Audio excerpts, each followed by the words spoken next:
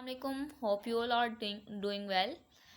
तो आज हम अपना एक सेकंड केस स्टार्ट करने जा रहे हैं। केस क्या है जी? हमारे पास केस है a 45-year-old patient undergoing treatment for chronic hepatitis C with interferon therapy develop drug induced depression after 8 week of treatment.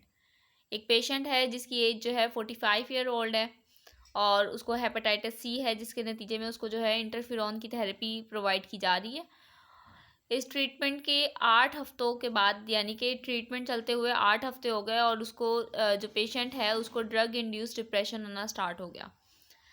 अब अगर हम इसकी क्लिनिकल प्रेजेंटेशन की बात करें तो हमारे पास सबसे पहले जो है पेशेंट का जो बिहेवियर था उसमें सैडनेस आने लग गई और वो जो है डिप्रेशन का शिकार हो गया।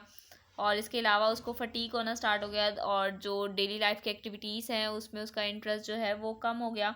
और इसके अलावा उसकी जो है कोग्निटिव इम्पेयरमेंट हो गई। कोग्निटिव इम्पेयरमेंट का मतलब है कि वो किसी चीज़ में कंसंट्रेट नहीं कर पा रहा। ठीक है। फिर इसके अलावा उसकी जो है स्लीप डिस्टर्बेंस, इंसोम्निया होना स्टार्ट हो गया। और इसके अलावा जो है साइकोमोटर रिटार्डेशन, जिसमें जो है उसकी मूवमेंट और उसकी जो बोलने का अंदाज़ है वो स्लो हो गया। और इसके अलावा सोच सोच के जैसे बोलते हैं ना, इस तरीके से उसकी जो है सोचने की और बोलने की सलाहियत पे भी जो है इफ़ेक्ट आ गया। और इसके अलावा जो है उसको सुसाइडल आइडियाज़ आना स्टार्ट हो गए, यानी कि सुसाइडल थॉट्स आना स्टार्ट हो गई।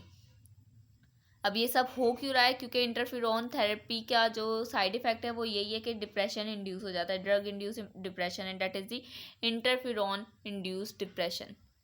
अब अगर हम इसके ट्रीटमेंट की बात करें तो सबसे पहले जो है हमारे पास ट्रीटमेंट में फर्स्ट स्टेप जो हम करेंगे डेट इज़ दी विड्रॉल करवा देंगे इंटरफेरॉन का। इंटरफेरॉन को जो है पेशेंट की थेरेपी से हटा देंगे, क्योंकि डिप्रेशन उसको जो है एक सीवियर लेवल तक हो रहा है जिसमें जाके उसको जो है सुसाइडल थॉट्स आ रहे हैं। तो ये पेशेंट के लिए ख़तरनाक हो सकता है और वो जो है सुसाइड भी कर सकता है इस तरीके से।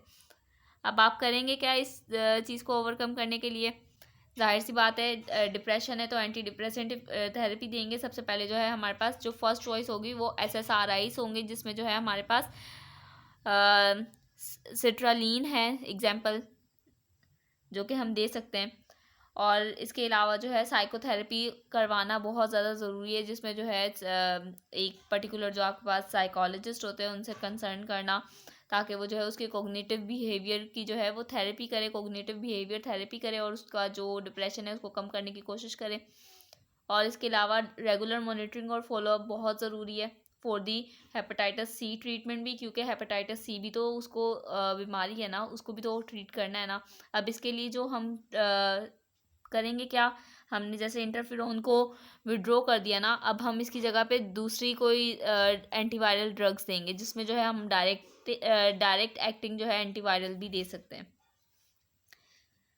अब इंटरफेरॉन को हमने, वैसे रीजंस तो पता चल ही गए, इंटरफेरॉन को हमने डिसकंटिन्यू क्यों किया? क्योंकि हमारे पास ये जो है सीवियर डिप्रेशन को डेवलप कर रहा था, जिसकी वजह से पेशेंट को जो है वो ना सिर्फ उसकी दिमागी हालत जो है ख़तरे में थी, बल्कि उसको जिस तरीके से सुसाइडल आइडियाज़ आ रहे थे, सुसाइडल थॉट्स आ रहे थे, तो वो जो है पेशेंट की जान के लिए नुकसानदेह हो सकता है। और इसके अलावा लाइफ थ्रेटनिंग आउटकम्स भी आ सकती हैं जिसकी वजह से।